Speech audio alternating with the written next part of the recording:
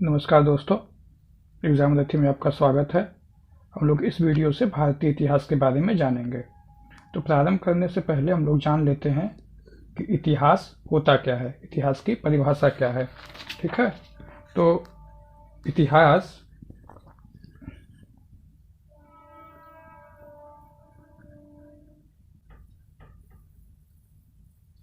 इतिहास जिसको हम लोग इंग्लिश में हिस्ट्री कहते हैं, ठीक, हिस्ट्री कहते हैं, वो ग्रीक भाषा के, किस भाषा के, ग्रीक भाषा के हिस्टोरिका नामक शब्द से बना है। किससे?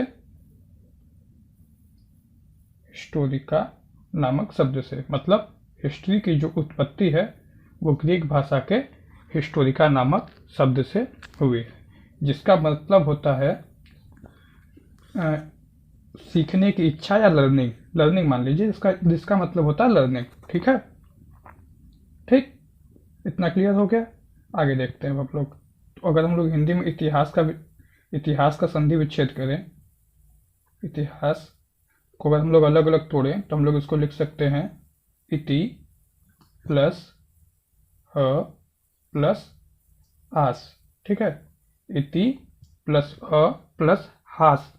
ठीक, जिसका मतलब होता है ऐसा निश्चित रूप से हुआ होगा। क्या? ऐसा निश्चित रूप से हुआ होगा। ठीक है, तो हिंदी में इतिहास का क्या मतलब है? ऐसा निश्चित रूप से हुआ होगा। ठीक है, अब हम लोग देख लेते हैं इतिहास की परिभाषा। किसी व्यक्ति, समाज अथवा देश से संबंधित महत्वपूर्ण, विशिष्ट व सार्वजनिक क्षेत्र की घटनाओं, तथ्यों आदि का कालक्रमिक विवरण इतिहास कहलाता है। क्या? कि किसी व्यक्ति, समाज अथवा देश से संबंधित महत्वपूर्ण, विशिष्ट व सार्वजनिक क्षेत्र की घटनाओं, तथ्यों आदि कालक्रमिक विवरण इतिहास कहलाता है। अगर लेमैन की भाषा या आम भाषा में हम लोग समझें, इसको समझने की कोशिश करें, तो जैसे कि किसी से कह देते हैं कि हाँ, किसी से भी कभी भी कह देते हैं कि हाँ, हमको तुम्हारा इतिहास पता है। इतिहास मतलब किसी अपने दोस्त से या अड़ोसी पड़ोसी से कह देते हैं कि हाँ, हमें तुम्हारा इतिहास पता है। इसका मतलब हमें तुमने अभी इससे पहले क्या क्या किया है वो मुझे पता है। वो मतलब आज से पहले तुमने जो जो किया है, मतलब अपने पास्ट में जो जो किया है वो हमें पता है। उसको हम लोग एक जनरलाइज भाषा में समझने के लिए इतिहास कह देते हैं कि हाँ चलो मुझे तुम्हारा इतिहास पता है। ठीक है, तो वो उस व्यक्ति का इतिहास हो गया। तो अगर हम लोग देखें तो किसी देश के इतिहास के बारे में, तो अगर हम लोग इससे पहले उस आदमी से कनेक्ट करें कि आदमी की जगह देश को रख लेते हैं, तो कहते हैं, अगर हम लोग ये कहें कि हमें इस देश का इतिहास पता है, मतलब इस देश में आज से पहले हुई घटनाएं, आज से जो भी घटनाएं हुई हो उसको इतिहास कह सकते हैं। ये आम बोलचाल की भाषा में बता रहा हूँ। ठीक है, समझने के लिए कि इतिहास होता क्या है। ठीक, बाकी एक इंग्लैंड के एक हिस्टोरियन थे, ठीक, उनका नाम था E.H. कार। क्या? E.H. कार। ठीक है, उनका नाम था E.H. कार। ठीक है, उन्होंने कहा था इतिहास अतीत एवं वर्तमान के बीच का अनवरत संवाद है। क्या है? इतिहास अतीत व वर्तमान के बीच का अनवरत संवाद। ठीक है, ठीक, इतना समझ में आ गया। अब हम लोग आगे देखते हैं कि इतिहास के पिता किसको कहते होंगे। ठीक है, इतिहास के पिता कौन है? हेरोडोटस। ठीक है, इनके पुस्तक का क्या नाम है? हिस्टोरिका। ठीक है, और हेरोडोटस का जो जन्म है वो 484 बीसी में हुआ था। कब हुआ था? 484 बीसी में। और इनकी मृत्यु जो है वो 425 बीसी में हुई थी। ठीक है, और ये थे कहाँ के? ये भी थे यूनान। ठीक है, कहाँ के थे? यूनान के। ठीक है, चलिए अब आगे बढ़ते हैं हम लोग थोड़ा। अब हम लोग ये जानते हैं कि हम लोग को पता कैसे चला कि यहाँ कोई सभ्यता या कुछ चीज़ थी जहाँ हम लोग हैं, या फिर कहीं भी कहीं खुदाई, ठीक, कि यहाँ पे कुछ चीज़ें थी या रही होंगी, या इससे पहले लोग रहते थे इसी जगह पे। ये हम लोग को पता कैसे चलता होगा? क्योंकि जो आज से पहले जो घटनाएं घटी हुई हैं, ठीक है, एक तरीके से अगर हम लोग आम बोलचाल की भाषा में समझे कि आज से पहले जो घटनाएं घटी हुई हैं, ठीक, उसको इतिहास कहते हैं। ठीक है, तो घटनाएं घटी, क्या घटना घटी है, या यहाँ पे आज से पहले था क्या, ठीक, जो हम लोग को नहीं पता है, ठीक, वो जो हम लोग को दिखाई नहीं दे रहा है कि हाँ कुछ रहा होगा, लेकिन किसी वजहों से वो आज नहीं है। ठीक है, तो इसका हम लोग पता कैसे चलता होगा कि हाँ इससे पहले यहाँ पे कुछ कुछ चीज़ें रही होंगी। ठीक है, इसका हमें पता कैसे चलता होगा? ठीक, तो इसका पता हमें पुरातात्विक स्रोत से चलता है। किससे चलता है? पुरातात्विक स्रोत से। जैसे मान लीजिए किसी जगह पे खुदाई हुई, ठीक, तो वहाँ पे अगर आज से पहले कोई ना कोई सभ्यता रही हो, सभ्यता मतलब या तो कुछ लोग रहते रहे हों, ठीक है, जो आज नहीं है, ठीक, तो अगर वहाँ पे खुदाई हुई, ठीक है, तो वहाँ से मान लीजिए कहीं खुदाई हुई, वहाँ से कोई सिक्का मिल गया, स्मारक मिल गया, भवन मिल गई, मूर्तियाँ मिल गया, बर्तन मिल गया। ठीक है, अगर ये सब चीज़ें कहीं खुदाई हुई, ये सब चीज़ें निकल रही हैं, तो फिर उससे पता चलता होगा। वो चीज़ों को हम लोग पुरातात्विक स्रोत में गिनते हैं। ठीक है, जिससे इन्हीं के आधार पे हम लोग आज से पहले वाली सभ्यता या आज से पहले कौन लोग रह रहे थे, उन सबों का पता लगाते हैं। ठीक है, तो खुदाई से प्राप्त अभिलेख, सिक्के, स्मारक, भवन, मूर्तियाँ आदि, ये सब क्या होते हैं? ये सब होते हैं हमारे पुरातात्विक स्रोत। अब मान लीजिए ये सब चीज़ें मिल गई, ठीक है, तो हम पता कैसे करेंगे भाई कि ये सब कितनी पुरानी है या कब की हैं? ठीक है, क्योंकि हम लोग तो देखे नहीं हैं। तो इनका जो पता है ये चलता है कार्बन डेटिंग से। ठीक है, किससे चलता है? कार्बन डेटिंग से। ठीक है, अब जैसा पता होगा आप लोग को कि जितनी भी चीज़ें हैं, जितनी भी वस्तुएं हैं, ठीक है, पृथ्वी पे, एक तरीके से मान लीजिए सब में कार्बन होते हैं। ठीक है, सब कार्बन से मिलकर बने होते हैं। ठीक है, तो कार्बन के 3 आइसोटोप होते हैं। ठीक, कार्बन 12, कार्बन 13 और कार्बन 14। कितने होते हैं? 3। क्या क्या? कार्बन 12, कार्बन 13 और कार्बन 14। ये सब क्या है? कार्बन के आइसोटोप्स हैं। ठीक है, कार्बन के संभारिक जिसको कहते हैं। ठीक है, तो जो कार्बन का C14 संभारिक होता है, ये होता है रेडियो एक्टिव संभारिक। क्या होता है? रेडियो एक्टिव संभारिक। तो जितने भी रेडियो एक्टिव तत्व हैं, विज्ञान, अगर आप लोगों में से जो विज्ञान के विद्यार्थी होंगे उनको पता होगा, जितने भी रेडियो एक्टिव तत्व हैं उन लोग का क्या होता है कि एक अर्धायुकाल होता है। अर्धायुकाल क्या होता है कि मान लीजिए कि कोई वस्तु है, मान लीजिए कि किसी चीज में उसकी मात्रा है 14 किलो। ठीक है, तो उसका एक अर्धायुकाल का क्या मतलब होता है कि आज वो 14 किलो है। ठीक, मान लीजिए कितना है वो? 14 किलो आज। ठीक है, तो कुछ समय बाद जितनी उसकी अर्धायुकाल होगी, मान लीजिए 10 साल, 20 साल या 25 साल, तो वो आधी हो जाएगी अपनी मात्रा की। आज 14 है, तो मान लीजिए इसका अर्धायुकाल 10 वर्ष है। कितना है? 10 वर्ष। तो 10 वर्ष बाद ये कितना हो जाएगा? 7 किलो। ठीक, फिर अगले 10 वर्ष बाद ये कितना हो जाएगा? 3.5 किलो।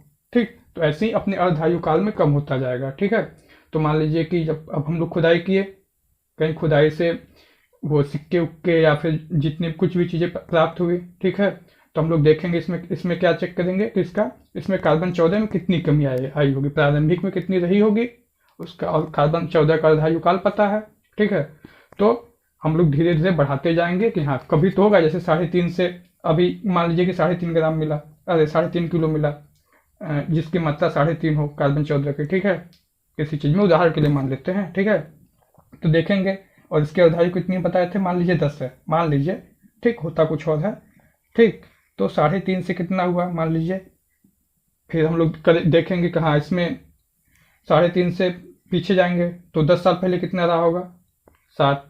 फिर 10 साल पहले कितना रहा होगा? 14। ये क्या है? कंप्लीट। तो हम लोग ये ऐसे चेक करके पता कर लेंगे कि इसका जो एक्चुअल उम्र है ये कितना है, 20 साल। ठीक है, तो ऐसे ही पता करते हैं कि किसी भी वस्तु जो हमें मिली है पुरातात्विक साक्ष्य, उसका आयु कितना है। ठीक है, तो इससे हम लोग उम्र का निर्धारण करते हैं। ठीक है, उम्मीद है आपको यहाँ तक समझ में आया होगा।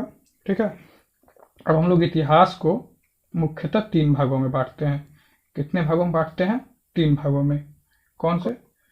प्राग ऐतिहासिक काल, आद्य ऐतिहासिक काल और ऐतिहासिक काल। ठीक, प्राग ऐतिहासिक काल वो काल जिसका कोई लिखित साक्ष्य ना मौजूद हो, मतलब खुदाई से हमें चीजें तो मिली हों। ठीक है, खुदाई से मान लो हमें पुरातात्विक साक्ष्य तो मिले हो, लेकिन उसका कोई लिखित प्रमाण मौजूद ना हो। ठीक, तो ऐसे काल को हम लोग प्रागैतिहासिक काल कहते हैं। दूसरा, और इसका उम्र अगर हम लोग प्रागैतिहासिक काल का हम लोग समय देखें तो 20 लाख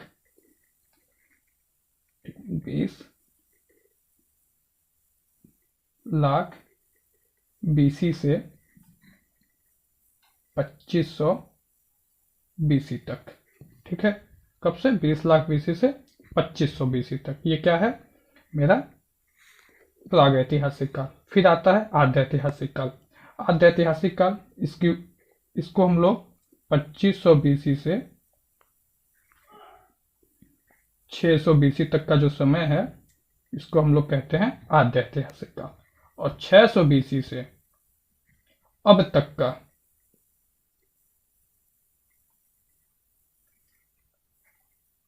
का जो समय है, उसको हम लोग कहते हैं ऐतिहासिक काल। ठीक है, तो इतिहास को हम लोग कितने भागों में बांट सकते हैं? प्राग ऐतिहासिक काल, आद्य ऐतिहासिक काल और ऐतिहासिक काल। ठीक, 3 भागों में बांट सकते हैं। ठीक है, जो प्राग ऐतिहासिक काल है, ठीक है, इसको हम लोग पाषाणकालीन सभ्यताएं कहते हैं। क्या कहते हैं? पाषाणकालीन सभ्यताएं।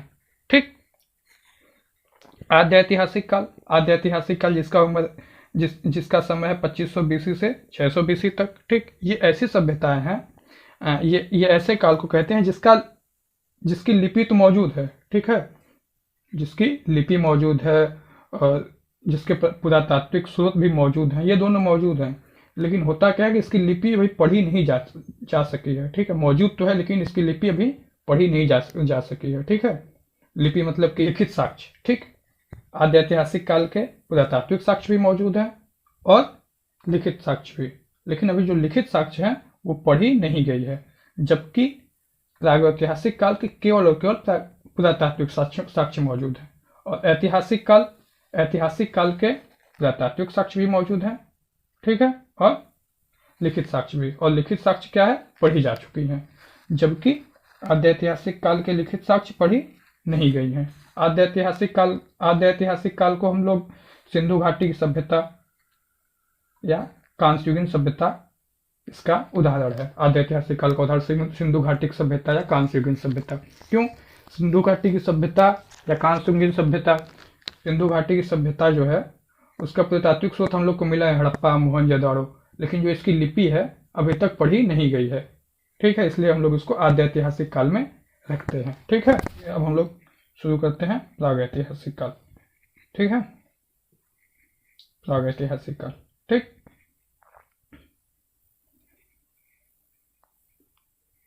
देखो अब हम लोग प्रागैतिहासिक काल को भी प्रागौ नहीं है, प्रागै है। ठीक है, या माफ करिएगा, प्रागै रहेगा, प्रागौ नहीं रहेगा। ठीक, प्रागैतिहासिक काल को भी हम लोग 3 भागों में मुख्यतः बांटते हैं। कितने भागों में बांटते हैं? 3 भागों में। पूरा पाषाण काल, मध्य पाषाण काल और नवपाषाण काल। ठीक है, जैसा हम ठीक है, कितने भागों में? 3 भागों में, पूरा, मध्य और नवपाषाण काल। ठीक है, जैसा मैं पहले ही बता चुका हूँ आप लोग को कि प्राग ऐतिहासिक काल को हम लोग पाषाणकालीन सभ्यताएं भी कहते हैं। ठीक, तो ये सब सभ्यताएं जितनी रही होंगी वो किसमें विकसित हुई होंगी? पहाड़ों के आसपास या पहाड़ में। पूरा पाषाण काल। ठीक, पूरा पाषाण काल में जो उस टाइम के जो मानव थे उन्होंने अग्नि का उपयोग प्रारंभ कर दिया था। ठीक है, वो लोग अग्नि से भली भांति परिचित हो गए थे। ठीक, और ये कहाँ रहते थे? ये मुख्यतः गुफाओं में रहते थे। ठीक है, और हाँ, एक बात और जान लीजिए कि ये जो तीनों पाषाण, ये जो तीनों काल है, ये जो प्रागैतिहासिक काल को जो हम लोग तीन भाग में बांट रहे हैं, ये किसके आधार पे बांटते हैं? ये हम लोग इसको उपकरणों की भिन्नता के आधार पे बांटते हैं। जैसे मान लीजिए पूरा पाषाण काल में, शुरू शुरू में पूरा पाषाण काल सबसे पहला है। प्रागैतिहासिक काल में पूरा पाषाण काल सबसे पहला है, तो मतलब उस टाइम पे मानव साथ रहते रहे होंगे और हथियार हथियार बनाना स्टार्ट किए होंगे। तो जब शुरू में हथियार बनाए होंगे, ठीक है, शुरू में जब हथियार औजार बनाना प्रारंभ किए होंगे, तो उस टाइम जो हथियारों की क्वालिटी है हम लोग की, वो उतनी अच्छी नहीं रही होगी, हथियार उतने इफिशियंट नहीं रहे होंगे, ठीक है। फिर पूरा से मध्य पाषाण काल में आए होंगे, तो हथियारों की क्वालिटी अच्छी हुई होगी, इफिशियंसी अच्छी हुई होगी, ठीक। और नौ पाषाण काल में आए होंगे तो हथियारों की क्वालिटी और इफिशियंसी और अच्छी हुई होगी, ठीक। तो जैसे जैसे, तो इन्हीं हथियारों के आधार पे, हथियारों की भिन्नता के आधार पे हम लोग प्रागैतिहासिक काल को तीन भागों में बांटते हैं, ठीक है। अब हम लोग आगे आते हैं कि पूरा पाषाण काल में ही मानव ने अग्नि का उपयोग करना प्रारंभ कर दिया था। और पूरा पाषाण काल में जो मानव है वो जनरली कहाँ रहते थे? वो रहते थे गुफाओं में। अब हम लोग आगे देखते हैं मध्य पाषाण काल, ठीक। पूरा पाषाण काल के बाद आता है मध्य पाषाण काल, ठीक। मध्य पाषाण काल में मानव ने शिकार करना प्रारंभ कर दिया था, ठीक, और पशुपालन प्रारंभ किया था, ठीक। कहा शिकार करना प्रारंभ कर दिया था और पशुपालन प्रारंभ कर दिया था, ठीक है। और सबसे पहला, ठीक, पशुपालन प्रारंभ किया था, तो सबसे पहला जो पशु है जो मानव ने पाला था, ठीक, जिसको मानव ने पालतू बनाया था, वो क्या था? वो कुत्ता। क्या था वो? कुत्ता। कुत्ता क्या है? मानव इतिहास का सबसे पहला पालतू जानवर, ठीक। उसके बाद किसको पालतू बनाया था? घोड़े को। किसको? घोड़े को, ठीक है। और मानव कंकाल के साथ कुत्ते का कंकाल का अवशेष, ठीक, मानव कंकाल के साथ कुत्ते के कंकाल का अवशेष भी मिला है। वो कहाँ मिला है? बुर्ज होम। कहाँ? बुर्ज होम। ये कहाँ है? ये है हमारा जम्मू एंड कश्मीर में, ठीक है। कहाँ? जम्मू और कश्मीर में, जहाँ पे मानव कंकाल के साथ कुत्ते के कंकाल का अवशेष मिला है, ठीक है। मध्य पाषाण काल में जैसा बताया कि पशुपालन प्रारंभ हो गया था, ठीक। और इसके बुर्ज होम जम्मू कश्मीर में कुत्ते के कंकाल के साथ मानव का अवशेष भी मिला है, ठीक है। और पशुपालन का साक्ष्य कहाँ से मिला है? ठीक, पशुपालन के साक्ष्य दो जगह से मिले हैं। कहाँ से? दो जगह से। एक है आदमगढ़, होशंगाबाद एमपी। कहाँ?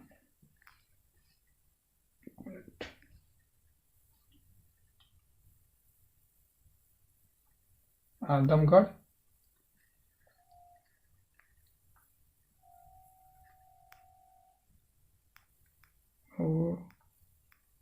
होशंगाबाद एमपी,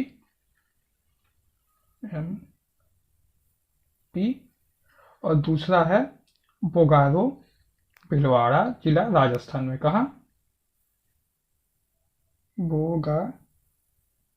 बोकारो, ठीक है, बोकारो भीलवाड़ा जिला राजस्थान में, ठीक। अब आते हैं हम लोग नौपाषाण काल पे। कहाँ? नौपाषाण काल पे। तो नौपाषाण काल में क्या हुआ था? मानव ने कृषि करना प्रारंभ कर दिया था, ठीक है। और इनके हथियार थोड़े आधुनिक हो गए थे, ठीक, हड्डियों से बने हथियार का प्रयोग करना प्रारंभ कर दिया था। और सबसे बड़ी बात, जो सबसे बड़ी घटना हुई थी नौपाषाण काल में, वो क्या था?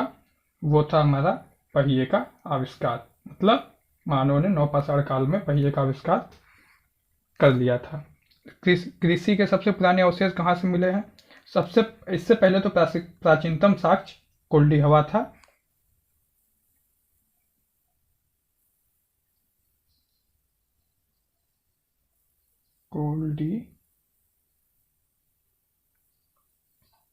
कोल्डी हवा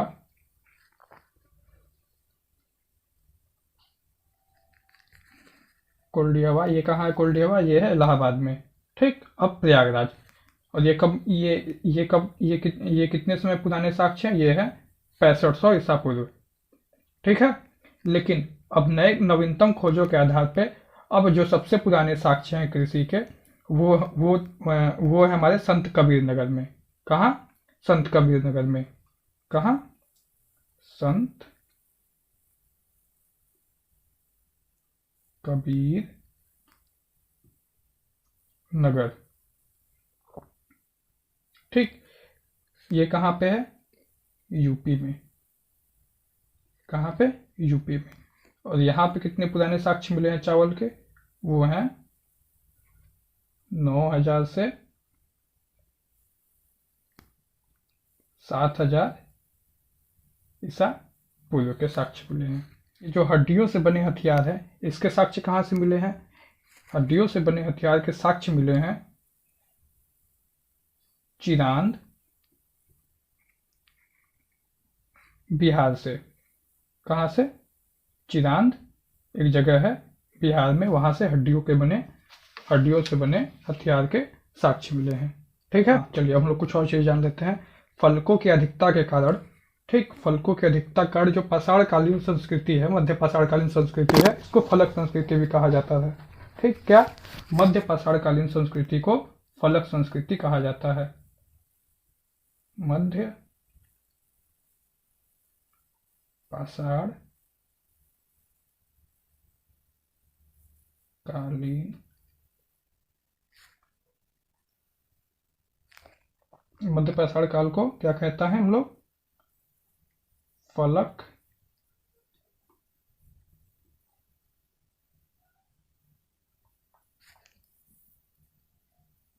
संस्कृति। ठीक है, क्यों? क्योंकि ये फलकों की अधिकता के आधार पर है। उस टाइम पे जो औजार मध्य पाषाण काल के लोग यूज करते थे, उपयोग करते थे, उसमें अधिक जो फलकों की संख्या बहुत अधिक पाई जाती थी। ठीक है, तो इसलिए हम लोग मध्य पाषाण कालीन को फलक संस्कृति भी कहते हैं। ठीक, उसके बाद भारत में मध्य प्रदेश के रायसेन जिला में भीमबेटका का गुफा है। कहाँ? भीमबेटका का गुफा कहाँ पे है? मध्य प्रदेश के रायसेन जिला में स्थित है।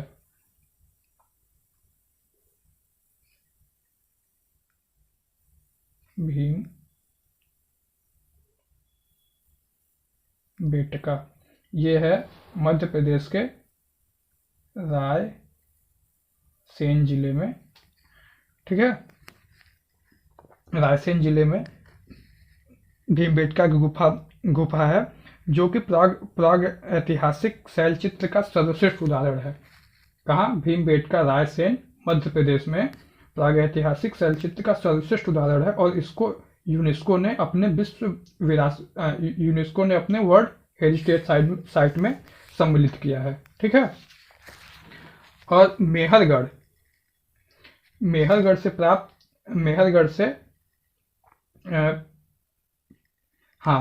से पाषाणकालीन सभ्यता से लेकर हड़प्पा सभ्यता तक के सबसे ज्यादा अवशेष प्राप्त हुए हैं। ठीक है, मेहरगढ़ भारत में एक ऐसी जगह है जहां पे पाषाणकालीन सभ्यता से लेकर हड़प्पा सभ्यता तक के अवशेष प्राप्त हुए हैं। ठीक है, तो आज के लिए बस इतना ही रखते हैं। उम्मीद है आपको ये लेक्चर पसंद आई होगी। धन्यवाद।